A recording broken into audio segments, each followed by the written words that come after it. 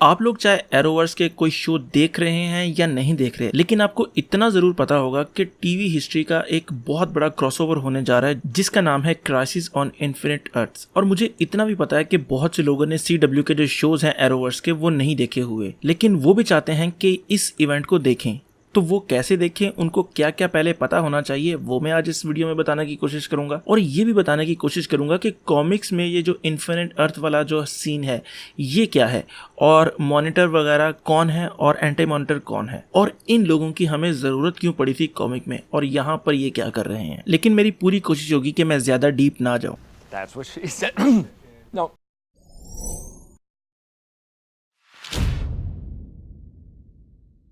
अच्छा, सबसे पहले हम ये समझ लेते हैं कि क्राइसिस ऑन इन्फिनिट अर्थ्स है क्या। इसको समझने के लिए मैं आपको टीवी शो की बजाय मैं आपको मशवरा दूंगा कि आप कॉमिक्स की तरफ देखें। कॉमिक्स में ऐसा हुआ था कि बहुत ज़्यादा अर्थ्स हो गई थी और उनमें बहुत ज़्यादा कैरेक्टर्स हो गए थे, और DC नए कैरेक्टर्स को ले रहा था। यानी कि उसके पास शज़ैम आ गया था, फिर उसकी पूरी फैमिली आ गई थी, उसके अलावा और भी बहुत से कैरेक्टर्स थे, तो उन सबको भी डालना था कहीं ना कहीं।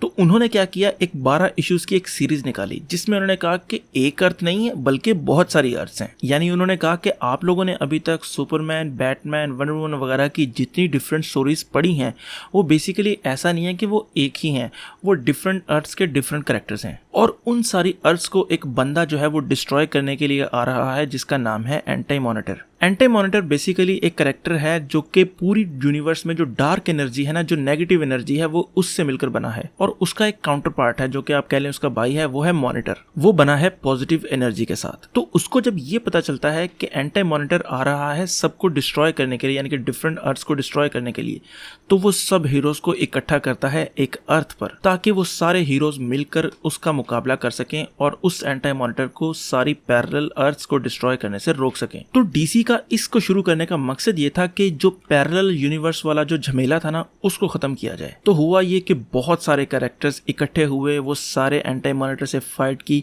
कुछ मर गए, कुछ जिंदा रह गए, कुछ अर्थ डिस्ट्रॉय हो गई, और एंड पर सिर्फ एक अर्थ बची जिसका नाम था न्यू अर्थ, जिस पर उन सब अर्थ के कैरेक्टर्स का कॉम्बिनेशन मौजूद था। यानी आप ऐसे समझें कि बाकी सारी अर्थ डिस्ट्रॉय होगी और सिर्फ एक बची, और वो सारे उसी जगह पर इकट्ठे हो गए। सारे तो नहीं, मतलब कुछ मर गए, कुछ को खत्म कर दिया गया वैसे ही। तो सेम अब ऐसी ही स्टोरी चलने जा रही है ये जो क्राइसिस ऑन इन्फिनिट अर्थ्स वाली क्रॉसओवर है इसमें, क्योंकि इसमें भी बहुत ज्यादा झमेला हो गया है पैरेलल अर्थ्स वाला। क्योंकि पूरे एरोवर्स में हम काफी ज्यादा अर्थ्स देख चुके हैं पैरेलल, तो उनकी अब कोशिश है कि उन सबको मिक्स करके सिर्फ एक अर्थ में बनाया जाए, ताकि एक ही अर्थ पर बैटमैन, ग्रीन लैंटर्न, फ्लैश, ये सब कैरेक्टर्स को एक ही जगह पर इकट्ठा किया जाए और जस्टिस लीग वाला सीन शुरू किया जाए। अच्छा, मैं यहाँ पर ना थोड़ा सा कॉमिक्स का और जिक्र करता हूँ कि कॉमिक में क्या हुआ था। कॉमिक में ऐसा था कि बहुत सी पैरेलल अर्थ्स थी, तो सब डिस्ट्रॉय हो गई, सिर्फ 5 अर्थ बची जो सारी कंबाइन होके न्यू अर्थ में बनी। और वो जो अर्थ बनी थी कंबाइन होके, उनमें से थी अर्थ 1, अर्थ 2, अर्थ 4, अर्थ S और अर्थ X। जो अर्थ 1, 2 और 4 थी उसकी तो खैर आपको समझ आएगी कि 1 पे, 2 पे, 3 पे। जो S और X है वो बेसिकली क्या है, अर्थ S वो थी जहाँ पर शज़ैम था, तो उसको उन्होंने नाम दे दिया अर्थ S का। जो अर्थ X थी वो थी वो जगह जहाँ पर नाज़ी वगैरह थे ना, जो जर्मन की जो है हिटलर वगैरह की हुकूमत आ गई थी, तो वो वाली अर्थ की बात है, उसको नाम देते हैं अर्थ X का। तो ये 5 अर्थ कंबाइन होके एक अर्थ बनी थी, और इन सब की हिस्ट्री जो थी वो शेयर हो गई, कंबाइन हो गई एक दूसरे में। और इस सब को करने का रीज़न ये था कि DC का जो फ्लो है ना वो थोड़ा सा स्ट्रीमलाइन हो जाए, ताकि जो नए आने वाले रीडर्स हैं उनको ये ना पता हो कि हम क्या पढ़ें पहले फिर क्या पढ़ें।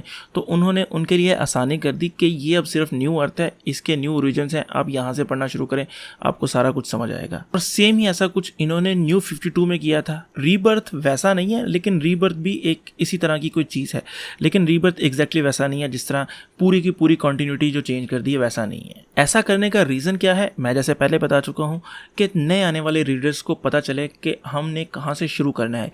क्योंकि ऐसा तो नहीं है कि पिछले जो 80 साल की कॉमिक्स हैं वो दोबारा कहीं से ढूंढ कर पढ़ें, तो उनके लिए वो एक नया शुरू कर देते हैं। खैर, ये तो हो गई कॉमिक्स की बात। अगर मैं आऊँ अब टीवी शो पे, तो वहाँ पर हम कौन कौन सी अर्थ्स को देख चुके हैं वो भी मैं यहाँ पर आप लोगों को बताता हूँ।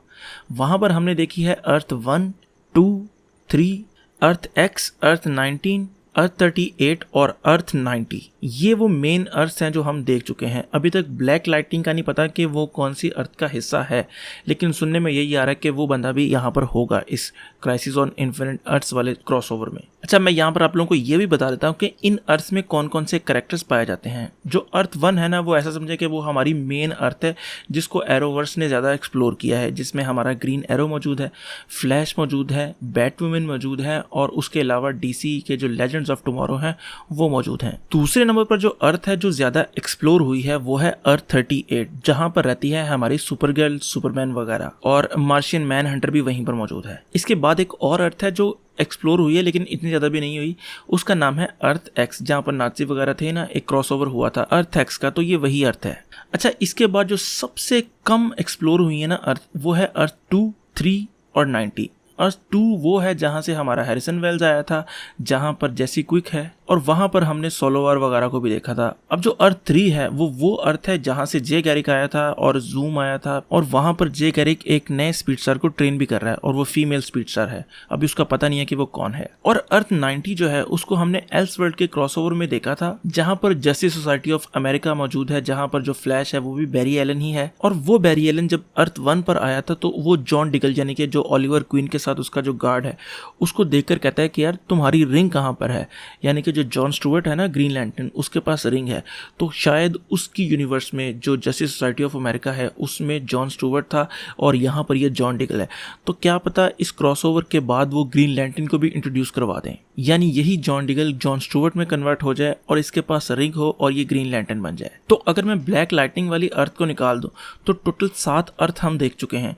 तो आपको क्या लगता है कि कौन सी 5 अर्थ कंबाइन होकर ये एक अर्थ बनेगी जिसको हम न्यू अर्थ कहेंगे, और बाकी की जो अर्थ्स होंगी वो डिस्ट्रॉय हो जाएंगी? तो कमेंट सेक्शन में आप लोगों ने लाजमी बताना है कि कौन सी वो 5 अर्थ्स होंगी जो कंबाइन होकर बनेगी एक न्यू अर्थ। अच्छा, अब एक चीज़ रह गई है जो मैं इंक्लूड करना चाहूँगा यहाँ पर, वो ये कि अगर आपने फ्लैश देखा हो तो जब भी वो जाकर वो एक न्यूज़ वाला देखता है ना, तो वहाँ पर उसे पता लगता है कि 2020 में जो क्राइसिस होने हैं वहाँ से फ्लैश जो है वो गायब हो जाता है। फिर बाद में अब जो सीज़न 4 है उसमें भी हमने देखा कि 2049 तक वो गायब ही रहता है। यानी इसका मतलब ये हो सकता है कि पूरी अर्थ्स को सेव करने में जो है बैरी एलन का बड़ा हाथ हो, क्योंकि कॉमिक्स में भी था। तो उस पूरी यूनिवर्स को सेव करते हुए जो है फ्लैश वो मारा जाए, यानी कि हमारा बैरी एलन है वो मारा जाए, तो किड फ्लैश जो है वो नया फ्लैश बन जाए, यानी कि वॉली वेस्ट जो है वो अब हमारा मेन फ्लैश रहेगा। तो ये भी एक पॉसिबिलिटी है। खैर, ये तो वो बातें होंगी जो हमें पता है और अभी तक हो चुकी हैं। अब ये जो क्रॉसओवर होगा उसमें भी वो हमें बहुत ज़्यादा न्यू अर्थ को शो करवाएंगे, जिसमें हम देख चुके हैं कि 2-3 नए सुपरमैन भी आ रहे हैं, नए बैटमैन भी आ रहे हैं। तो वो भी उनका मैं जिक्र कर लेता हूँ कि वो कौन कौन से कैरेक्टर्स आ रहे हैं और उनको प्ले कौन कर रहा है। अच्छा, तो सबसे पहले एक ऐसे बंदे की बात कर लेते हैं जो आजकल बहुत ज़्यादा खबरों में है, और वो है ब्रेंडन रूथ का सुपरमैन, जो कि किंगडम कम वाला सुपरमैन होगा। अब बहुत से लोगों को किंगडम कम वाले सुपरमैन का नहीं पता होगा, तो यहाँ पर मैं उन लोगों को भी थोड़ा सा एनलाइटन कर देता हूँ। तो हुआ ये कि एक दफ़ा जोकर आया डेली प्लैनेट में और एक पॉइजनस गैस वहां पर छोड़ी जिससे बहुत ज़्यादा लोग मर गए, लेकिन लोइस लेन के पास कोई कहीं से मास्क मिल गया उसे, तो वो बचत होगी उसकी, लेकिन जोकर ने उसे भी मार दिया। खैर, इनजस्टिस की तरह सुपरमैन ने जोकर को कत्ल नहीं किया, वहां पर उसका चला ट्रायल, यानी कि उसे अदालत लेकर आए, लेकिन अदालत में पहुंचने से पहले एक मैगोग नामी एक नया सुपर हीरो था, उसने जोकर का कत्ल कर दिया। तो सुपरमैन पहले ही काफ़ी ज़्यादा दुखी था लोइस लेन की मौत की वजह से। फिर उसने ये देखा कि हीरोज़ विलन्स को कत्ल करना शुरू हो गए, तो उसका दिल उठ गया। तो वो जाके अपनी हवेली यानी कि फोर्ट्रेस में जाकर बैठ गया और वहाँ पर उसने अपनी ज़िंदगी के अगले 10 साल गुजारे। खैर, उसके बाद जो हुआ वो अभी यहाँ पर मैं बता तो नहीं सकता ज़्यादा डिटेल में, लेकिन आपको आइडिया हो गया होगा कि स्टोरी क्या है। आप सिमिलर है थोड़ी सी इनजस्टिस से, लेकिन बहुत ज़्यादा सिमिलर नहीं है। तो इस किंगडम कम वाले जो सुपरमैन है, इस कैरेक्टर को प्ले कर रहे हैं ब्रेंडन रूथ, और मेरे ख्याल से बहुत फिट लग रहा है वो बंदा यार। अगर उसको देखा जाए ना, अगर हेनरी कैविल वाला सीन कहीं ना बने तो मेरे ख्याल से अगर इसको वापस भी ले आए ना सुपरमैन को, तो मेरे ख्याल से बड़ा ज़बरदस्त रहेगा, क्योंकि 2006 वाली जो सुपरमैन मूवी थी उसमें भी ये सुपरमैन प्ले कर चुके हैं, तो मेरे ख्याल से बड़ा फिट लग रहा है। तो वापस भी अगर ले गए तो कोई मसला नहीं होगा हमें। इसके अलावा हमें स्मॉलविल वाली जो अर्थ है वो भी देखने को मिलेगी, जहाँ पर उसका सुपरमैन जो था, हम उसका पूरा एक टीवी शो है जो आप अगर देखना चाहें तो आपको मिल जाएगा कहीं ना कहीं से, तो वो भी आप देख सकते हैं। तो वो वाला सुपरमैन है, वो वाली अर्थ भी हमें देखने को मिलेगी। उसकी लोइस लेन आएगी। हाँ, उसका जो लेक्स लूथर था ना, वो बंदे ने कहा कि मैं नहीं प्ले कर सकता दोबारा कैरेक्टर को। इसके अलावा जो केविन कॉनरॉय है, जो पिछले कोई 30 साल से बैटमैन को प्ले करता आ रहा है वॉइस ओवर, तो वो बंदा जो है वो बहुत ही अखीर आवाज़ है यार, उस बंदे की अखीर आवाज़ है, तो वो बंदा भी जो है बैटमैन का कैरेक्टर प्ले करेगा और वो भी मेरे ख्याल से कोई एक अर्थ होगी। और शायद केविन कॉनरॉय के साथ होंगे एक रॉबिन, जो कि डिक ग्रेसन वाला रॉबिन ही होगा, और उस कैरेक्टर को प्ले करेगा जो बंदा वो होगा वो बर्ट वार्ड। और ये वही बंदा है जिससे 1966 वाला जो टीवी शो लगा करता था ना, जो एक फनी किस्म का था, वहाँ पर रॉबिन का कैरेक्टर प्ले किया था। तो यहाँ पर वही अपना जो है रोल को दोबारा लेगा, और मेरे ख्याल से ये एक ही अर्थ होगी जहाँ पर केविन कॉनरॉय वाला बैटमैन और बर्ट वार्ड वाला रॉबिन मौजूद होगा। खैर, मैंने अपनी पूरी कोशिश की है कि बहुत ज़्यादा कॉम्प्रिहेंसिव वे में आप लोगों को समझा दूं कि क्राइसिस ऑन इन्फिनिट अर्थ क्या है और इसमें क्या क्या होने वाला है। बाकी आप लोगों से गुजारिश है कि आप लोग ये वीडियो अपने दोस्तों के साथ भी शेयर करें, चाहे आप डाउनलोड करके किसी गूगल ड्राइव पे अपलोड करके शेयर कर दें, बस शेयर कर दें ताकि उन लोगों को भी पता चले कि क्या क्या होने वाला है और क्या क्या कैरेक्टर्स आ रहे हैं, ताकि वो लोग भी इस क्रॉसओवर को देखें, कोई रह ना जाए। यानी मुझे इससे फ़र्क नहीं पड़ेगा कि आप मेरी वीडियो को शेयर करेंगे या नहीं, मुझे इससे फ़र्क पड़ेगा कि आप बस वीडियो शेयर कर दें, चाहे आप डाउनलोड करके ही कर दें, ताकि ज़्यादा से ज़्यादा लोगों को इस क्रॉसओवर का पता चले और वो देखें। और अगर आपको ये वीडियो पसंद आई है तो लाइक करें, कमेंट करें और सब्सक्राइब ज़रूर करें। तो खुश रहें, खुश रखें, अल्लाह हाफिज़।